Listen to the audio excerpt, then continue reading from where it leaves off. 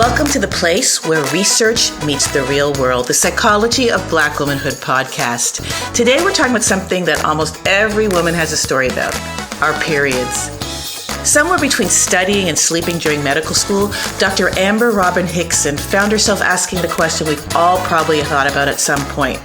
Why isn't there a product that actually works for period leaks? Searching high and low for something that could not only resist leaks, but also hold her pad securely in place, Dr. Robbins Hickson realized she wasn't just facing a personal challenge, she was touching on something much bigger.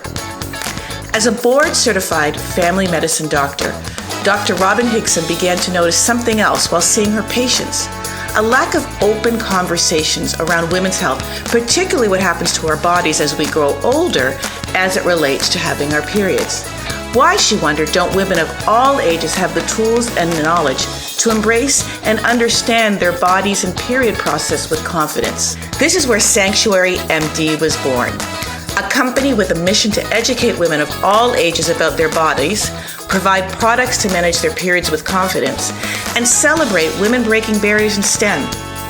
Today we're talking about how Dr. Robin Hickson turned her passion for health into a solution-driven platform that's making waves in ways we think about women's health, confidence, and empowerment. Why don't you tell me your story on how you got to the point of developing Sanctuary MD as a product and a whole movement and body of services and resources? Yeah, so for me, I struggled with heavy periods for years, and I didn't realize that it was something that wasn't normal. Women in my family have had heavy periods. My friends had heavy periods. So for me, it was what was considered normal for the people who were around me. But eventually, when I was in medical school, I was struggling with them. I was having really, really heavy periods, frustrated that I had blood on my sheets every night, and wanting to be able to find something that worked for me. At that time, I did have an OBGYN, and I did try to get an IUD, even though the first time it didn't work. The second time, they were able to get it in. And that eventually helped to solve my problem, but I still realized that it was something that I would need to go back to and figure out later on, especially when it came to having a child one day. So eventually that time came. I got my IUD taken out and the periods got even heavier. So I knew that there was something I need to do. I needed to be able to have a product where I could be able to rely on during those times where I had those periods. I looked at period panties and thought that would be a great solution. But they didn't hold me because there were certain areas that I would still have leaks. And so I was like, well, if I have this problem, let me try to figure out a solution, because I know a lot of women have this problem. And so I created a period panty that could not only be there to be a backup and be absorbent where it can take some of that blood in, but also could hold a pad in place. Because my periods were so heavy, a period panty would not hold what I needed it to hold. I needed to be able to function as a medical student and later a physician, to be able to see my patients and not have to worry about sitting a certain way or sleep in a certain way. I needed to be able to also have a thing that I could use in the meantime as I tried to figure out what was going on with me. I later found that I had really big fibroids that during pregnancy really got bigger to the size of a grapefruit. So I wanted an in-between thing between me getting an IUD, having surgery, all these different things. And so over time, as I saw more and more patients, I realized that this is a silent thing that's going on. A lot of women and girls are suffering, not knowing what is normal or what questions to ask. And that's how I learned more about period poverty. I actually learned about period poverty, and many people may not know about that. But I learned about it as a physician, and a lot of my physician friends don't even know what period poverty is. And so to let you all know, period poverty is not having the education about reproductive health and not having products that you are able to access. And that may mean not being able to purchase the products, but a lot of us also have been in the bathroom where it's like, girl, I need something for my period because it surprised me today and I don't have it. So those are things with period poverty and not necessarily having that. So for me as a family doctor, I wanted to be able to create not only a product that can be the solution to those heavy periods, but also having the educational piece, because the educational piece will allow you to be able to make certain decisions about your life, about your fertility, about what you want to do or what you don't want to do. At least you have that information that is in your brain. You can figure out what next steps will be right for you. I think telling your story is so freeing because here you are, a medical doctor, and you have this training. You're someone who had access to the information and you still were struggling to find the information. Why is there so much silence around this, you think, particularly among Black women, around our knowledge about periods and period poverty? There's a huge stigma. There's a stigma out there that makes it uncomfortable for us to be asking questions about our bodies, about our sexuality, about all of those things. So usually for men, whenever something's wrong with their thing down there, they run to the doctor's office trying to figure out what to do. But as women, we just kind of push through it, see what can happen. Maybe it'll go away, maybe it won't. And we don't ask the questions. Is this normal? Is this not normal? And we're not taught to ask the question. A lot of times in our circles, in our families, we don't talk about these type of things. We talk about what may be going on with our cousin down the street or how can we support this, but we don't talk about what may be going on in our bodies that is, unhealthy for us. As a physician, is this something that you often have to teach your patients about? And how do you start that conversation? Well, I'm a teacher as well. So I'm a family doctor. So I teach my patients. I also teach residents who are family doctors in training. So what's so funny is I bring that up is because I remember one of my residents was like, well, Dr. Robbins, whenever you come in the room, my patients cry. And I was like, what do you mean?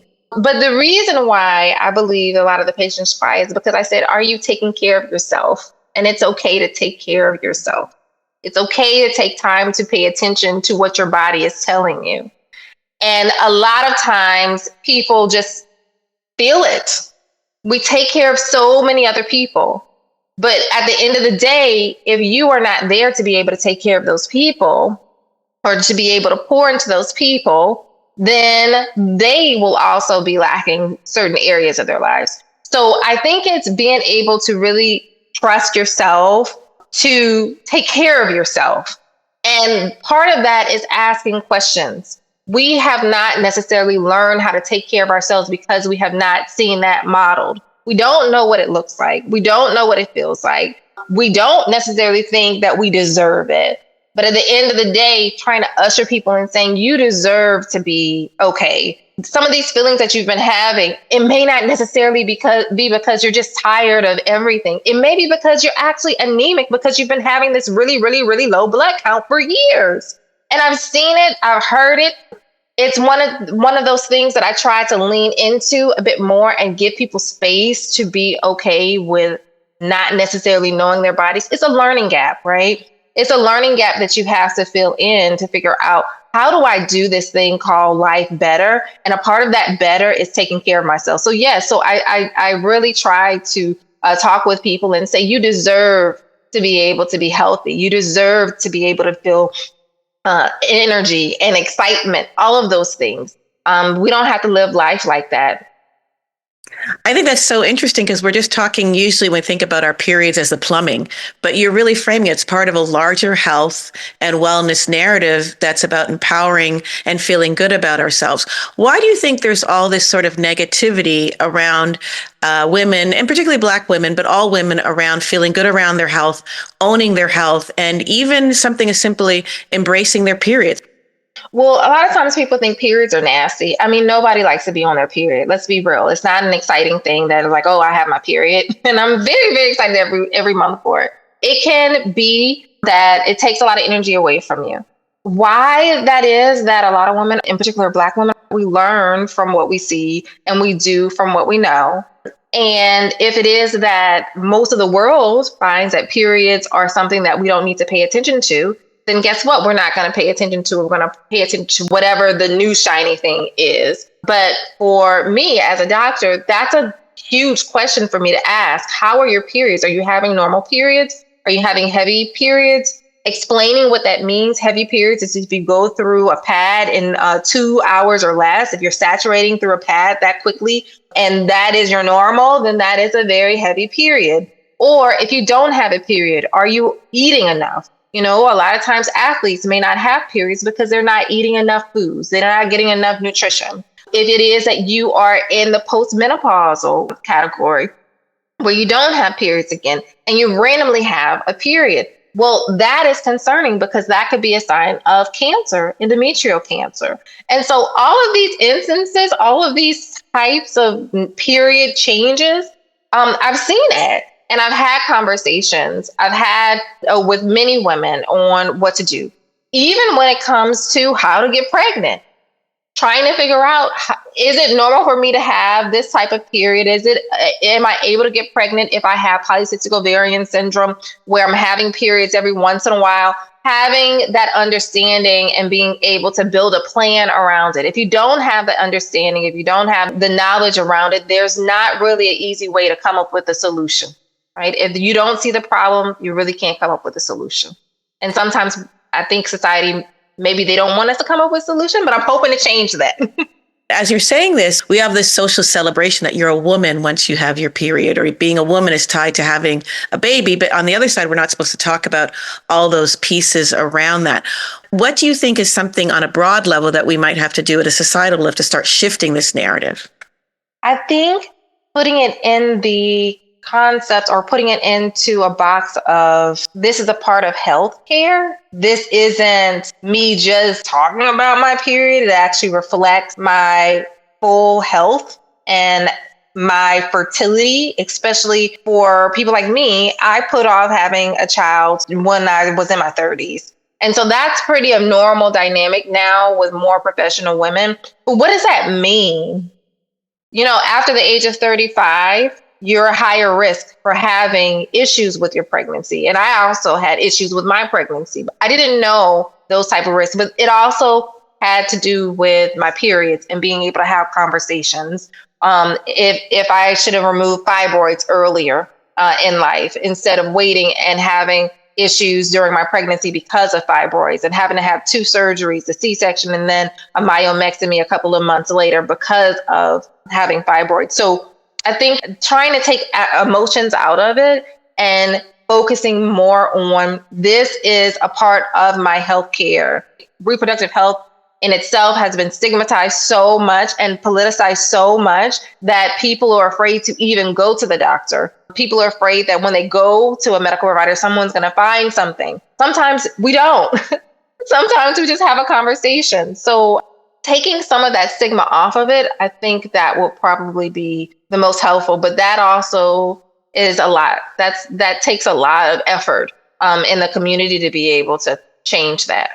I want to start off with your university, the Sanctuary University, and the work you're doing around that. Mm-hmm. Yeah. So I created My Period University. It's an educational experience where girls and their moms or dads or their adult figure is able to explore what puberty actually is, what is normal versus what's not so normal with periods, what products can be used and helpful during a period, how to work on hygiene, those type of things, and being able to really set the foundation on what women's health or health in general is about. And be able to know, okay, well, if this is not normal, what questions can I ask? So the reason why I came up with My Period University is because I had in my head, I was like, I wish I would have known such and such. So it's my way of filling those gaps for young menstruators who are coming along so they have that information. I like how you talked about they should have their mother, father, an adult figure. Why is that central to how you're thinking about this?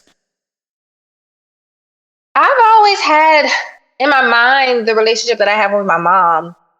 She also suffered with fibroids, and we were able to have some conversations about it, not a lot. I didn't really recognize what it was until I got older, when I started to know, okay, I still need to ask these questions to my mom. Me thinking about that relationship and thinking about how someone who is older can guide me through, and also how someone who is an adult may need to be retaught some of these things. They may not necessarily know. It's kind of like me also watching things with my daughter, who's a 2-year-old, and I'm learning as she's learning. And it makes it a really, really good experience, a bonding experience. And also sometimes as young menstruators, they don't want to necessarily ask certain questions. So we have to guide them through that and guide them through understanding that it's not nasty. It's something we need to talk about, and having those serious conversations. A lot of parents who I see in the office are afraid to have these conversations. So sometimes they bring their child to the appointment just for me to have the conversation. And so this is my way of doing that on a bigger scale. You also have something called Queen Conversations. What are those about? Those are asking specific questions like, how are your periods? Asking mom or the adult who may be a menstruator as well, what are your periods like? How do you deal with certain things when it comes to your periods? Where should I go? How should I ask, to be able to go to the bathroom? Those type of things. They're conversation starters to help break down some of the barriers of, I feel uncomfortable discussing these things. So that's what they are. Eventually, they're going to branch out to be a bit more than that. My hope and my vision is to be able to have different events, in-person events, where we have these queen conversations on a bigger scale. What about the education of older women and getting information? That's an area that I definitely want to be able to do more education toward. And I'm actually going to be doing that through social media and then through Sanctuary MD. The thing that I want to be able to do is be able to usher people into long life. My hope is to be able to be more of like a patient advocate, someone to go along with a woman as she matures in age, to be able to know what are those questions that I need to be asking that I have not asked. If you have not been talked to about what's normal in the postmenopausal realm of life, you're not going to know. So yes, that is, I would say, something that I am looking to do and do it well. I've been developing things on how to do that. And that's my goal, to be able to help women, especially women of color who may be suffering in silence. You have the period panties. Can you talk about what those are? Because some people don't even know about this. Mm-hmm. Yeah, it's not. And it's very interesting that in certain circles, this is super common, and others, it's very foreign. So period panties, they have various types of period panties. Various companies have come up with different versions. The version that I created, it helps to absorb up to 6 tampons of liquid. Doesn't mean that you have to use that, right? Because for me, I don't use it like that. I use my period panties as a way to as a backup, right? So for me, I had really, really heavy periods where I would wear overnight pads. And so I wanted to be able to have a panty that could keep my pad in place, because the thing kept on slipping. And I would be so frustrated with that. So the period panty I created keeps a pad of any size in place. And it also has a leak resistant zone that goes all the way up to the front and all the way up to the back. It has 2 straps on top that can help with pad. Well, we also have found that women who are postpartum have been able to use those 2 straps as a way to keep a heating pad in place. So we're finding a lot of different creative ways to really help with some of the problems that a lot of us go through. But yes, so that's the gist of the product. I randomly created it during COVID when we were locked down and didn't have much to do, and we're twiddling our thumbs trying to figure out what was going on in the world. And then from there, I just continued to build. How are people responding to it that you're finding? A lot of people say it's life-changing.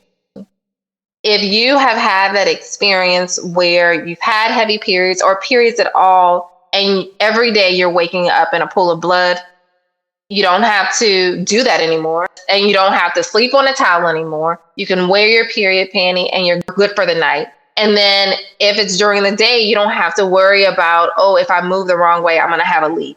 And so that takes a lot of stress off of people. And it allows people to actually rest during the time of their period.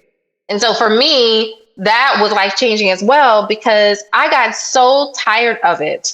And even if I had to have IUD or have procedures or whatever, the fact is, if you have heavy periods, you continue to have that mindset of, oh my God, what if something happens and I'm not able to go to the bathroom? What if a bathroom is not close to me? So I still have that fear, but I know that I can think of, okay, that fear comes, I got my period panty on. I'm good. It's fine. I'm okay. It's a nice backup. And it helps decrease the stress and also anxiety that comes for those who have had heavy periods. And it also contributes to addressing period poverty because they're reusable, right? Yes, they are reusable. So you can just put it in your washer and dryer and you're good. It maintains the leak resistance. And at first I was like, okay, anytime you're inventing something, you're always afraid, okay, is it exactly how I want it to be? Or does it do exactly? I've been using the same period panties for at least 3 years and it still works. So that is very, very helpful. For those who aren't able to purchase pads, because pads can be expensive. They have additional taxes in certain states on pads, tampons. So having that as a backup, or even if you aren't necessarily on your period and you wear the period panties and your period just happens, that also is a way to decrease period poverty, like we were talking about before. So what is the cost of a period panty, one of your sanctuary period panties? So the cost of my period panty that I've created is $23. And so that is comparable to a lot of the other period panties. Actually, a lot of companies are going up on the price. Yeah, that's not a bad. I know that's not a bad. I was like, that's a really good price. Yeah. Yeah. And so it's 23. Mm-hmm. Who are you seeing that are buying this? Is it a certain age group or a certain type of woman that's getting into using these? So the interesting thing about being an entrepreneur is that's always my question. Like, who is it? Because the target market for this can be very, very, very broad. What I find, or who I find really resonating and really need the product, are those people who may have fibroids, who have PCOS, who have the irregular periods, sometimes that are heavier than other times. And then also mothers who are looking for a solution for their daughter to be able to kind of talk about these things and reduce some of the leaks that she may be having at school. Would women who are younger have different issues than women who are older with using these? Yeah. So women who are older, who are having the issue, have been having these issues for a while and been looking for something to help.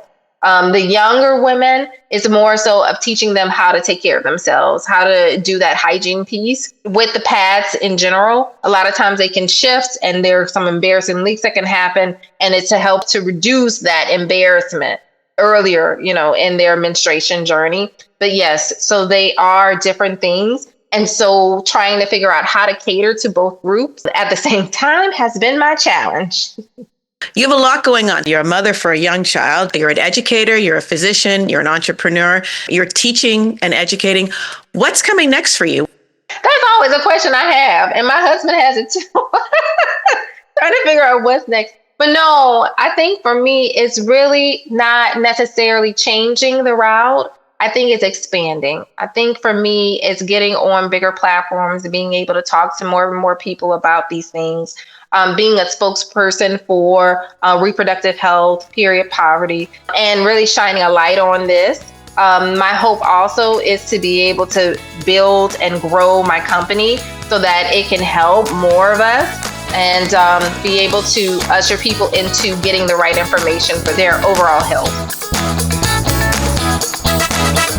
For more information about Dr. Robin Hickson, her sanctuary products, and related educational resources, just check out the links we provide on this episode's page of the Psychology of Black Womanhood website. We've got plenty of exciting episodes lined up, diving deeper into topics that matter to Black women and everyone who loves and supports them. So make sure you follow us on your favorite streaming platform so you don't miss a thing. We'd love to hear from you. Share your thoughts, feedback, and episode ideas with us anytime. Your voice matters, and we're grateful you're sharing the podcast with your family and friends, as this is helping to amplify these important topics and conversations. Thanks for listening, and until next time, let's keep bridging research and real life in the service of Black women's voices and visions.